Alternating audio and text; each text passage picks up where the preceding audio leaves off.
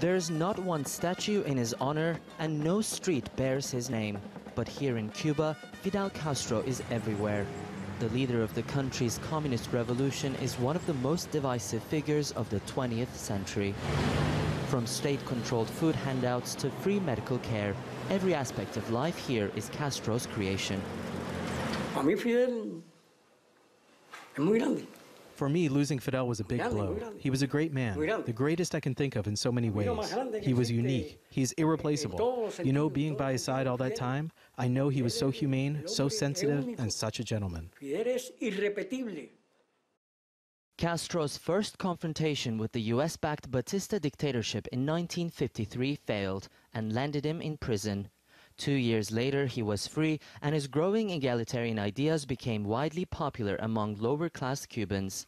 In 1954, Castro began a close friendship that would prove vital.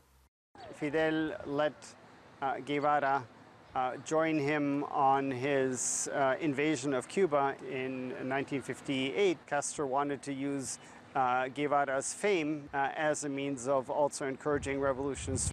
On New Year's Day in 1959, Castro's rebels overthrew Fulgencio Batista. Castro immediately launched reforms, bringing free healthcare and education to all Cubans. But he did not fulfill all his promises, including one for democratic elections within 6 months. He confiscated land from the wealthy in the name of socialism, which triggered a mass exodus of middle-class Cubans. Fidel Castro has governed in an absolute and totalitarian way in our country, stealing my people's freedom.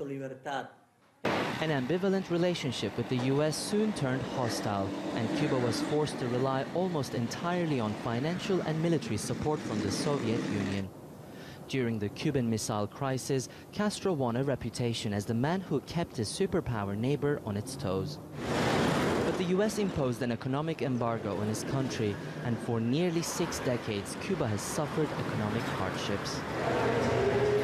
Castro survived 11 US presidents and many assassination attempts. It was only his old age that forced him to hand power over to his younger brother Raúl in 2008. Fidel Castro's death in 2016 was mourned by millions. For dissidents, it was a reason to celebrate and a chance for change. And some change has already come. But just before his death, Castro urged Cubans to stay loyal to his socialist ideology. Soon, I'll be like everyone else. Everyone's turn comes. But ideas of Cuban communists will remain. He remained defiant and combative to the end. Inside Cuba, things may seem quiet without Fidel, but this country is his living legacy. And in the final days of the Castro family regime, the world muses over what kind of change is yet to come. Ediz Tiyansan, TRT World, Havana.